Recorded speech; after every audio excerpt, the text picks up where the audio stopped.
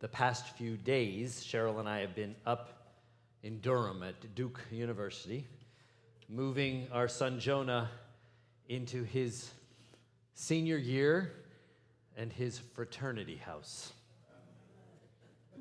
Now, if any of you have ever had the blessing or the curse of moving your son into a frat house, you might know what we have been through. Let's just say we went through several bottles of bleach to get the place somewhat in order. And when we left, the smell of goodness knows what was still there, but it wasn't as all-consuming. We, along with the other parents, have arranged for a rodent removal company to come and take care of furry friends who seem to be living in the house, rent-free. And we parents have also contracted a mold remediation company to take care of some black fuzzy stuff we found yesterday. The poor landlord. 5 sets of Jewish parents, including 2 attorneys. Now, he's yet to answer any of our calls, but we're leaving that to the attorney parents. But Jewish parents do what Jewish parents do, and we're investing in a house we don't own just to keep it standing and our kids safe and healthy. Now, please do not tell my son, and I know he's not watching because he's at a fraternity event. When I was cleaning his bathroom, I found a live snake that crawled right back under the bathtub. Don't tell him. We found several frat brothers who don't live there in the house sleeping on various couches one morning, their clothing and bottles scattered around them. They had arrived early before the dorms opened and just decided to crash at the house. And Jonah's girlfriend had some important boxes shipped to the house, and the guys who were sleeping on the couch said that they saw the boxes, but they don't remember where they put them. And they were boxes for his girlfriend's sorority event, which was tonight, and they're still missing. Now, I don't think this will come as a shock to anybody. I'm not a frat guy. I was never a frat guy. I'm kind of a Martha Stewart wannabe. So the house is pretty gross, but no grosser than any other frat house, and quite honestly, it's probably a lot nicer than many. But let's just say I don't think I want to stay the night there or eat a meal there.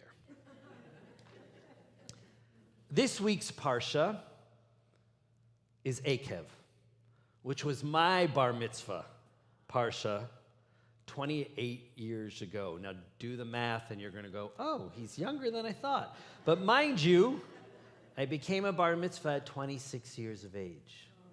Remember, now you can do the math and go, oh, he looks a lot older than I thought he was. And I think, because I still have it, I wrote a really nice Dvar Torah focusing on one line of the Parsha, Deuteronomy 10:21, which says, God did all these great and awesome things for you, which your eyes have seen. And I talked about how the world is filled with great and awesome things, and too often, we overlook the great and awesome stuff and we see only the bad stuff. Yes, Jonah's frat house is, well, a frat house.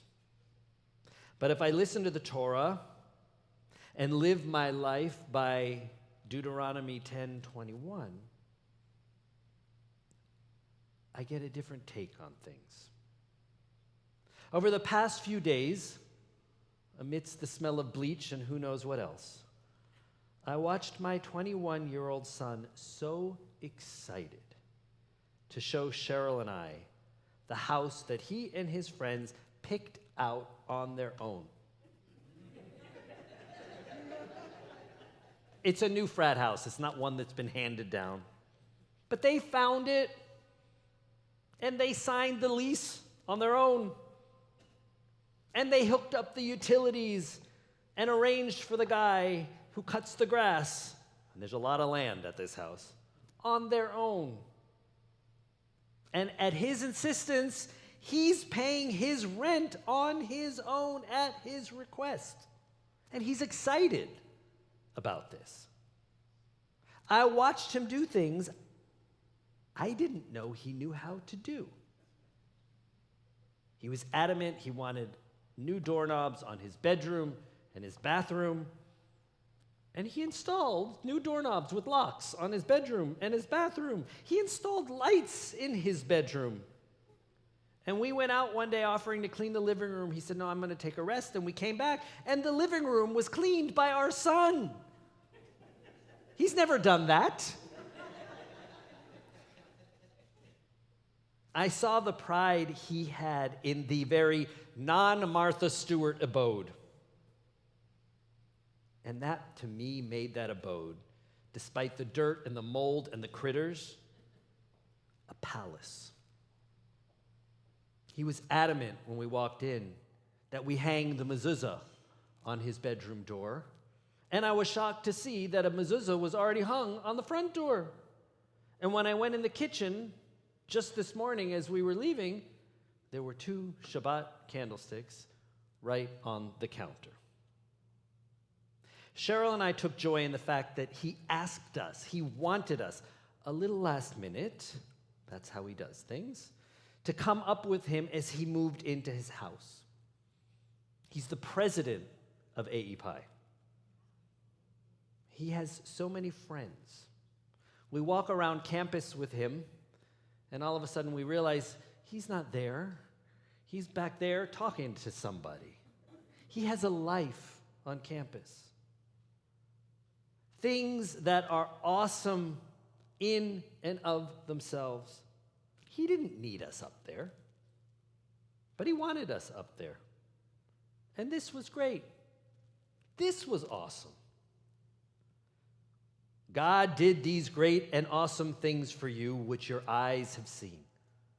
It's right there in the Torah this week. The past few days required an incredibly long shower when we landed in Fort Lauderdale this morning and got home. I still have dirt and goodness knows what else underneath my fingernails.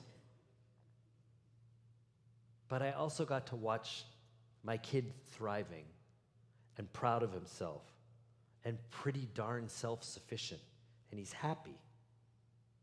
I could easily focus on the mess and the mold and the mildew and the missing packages. But Judaism reminds us that our eyes see all this great and awesome stuff out there. Pay attention to it. Take it in. This lesson is much more important to me than it's ever been. If you're not moving a kid into a frat house, there's lots of other things that we can focus on the negative stuff about.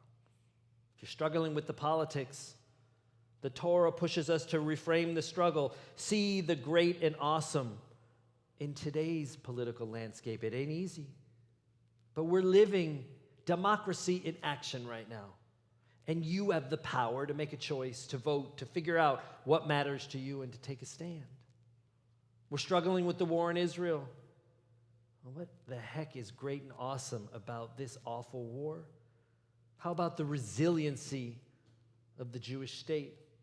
And the fact that even in the midst of war, Israelis, as you've heard from our trips there, are still able to live life and find moments to laugh and dance.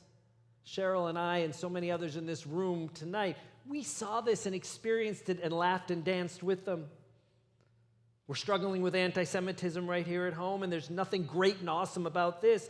But what is great and awesome is that we're not hiding.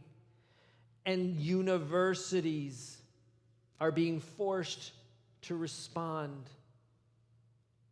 Columbia's university president was canned. New York University, just came out with a very powerful new policy reminding students that when you use the word Zionism and Zionist, we know what that means. This is happening because the Jewish community and our allies and supporters have come together. We're finding our true friends and allies, and we're slowly seeing change. And let's not overlook the fact that congressional representatives like Cori Bush and Jamal Bowman were voted out of office. And just this week, in our own primary down here in South Florida, South Floridians, by a vast majority, not just Jews, selected pro-Israel candidates. We got to look for the good and the awesome. Most of you are probably familiar with the game of roses and thorns. If you're not, it's something you do when you sit around with your friends and family at dinner or something like that, and you got to share the thorns of your week and the roses of your week, the good stuff and the bad stuff. It's so easy to talk about the thorns, and too often it's so hard to talk about the rose. But Judaism says our eyes see roses all the time, but we just pay attention to the thorns. So whether it's tonight, all of Shabbat, next week, if you want to get bold, do it for a month. If you want to get crazy, do it for a year. Give yourself the gift of Judaism, of Torah, of focusing on all the great and awesome stuff. It's not always easy. Sometimes you're left with the scars and dirt under your fingernails. I get it. But there's really wonderful stuff out there. And do yourself a favor. Don't let it pass you by. Shabbat shalom.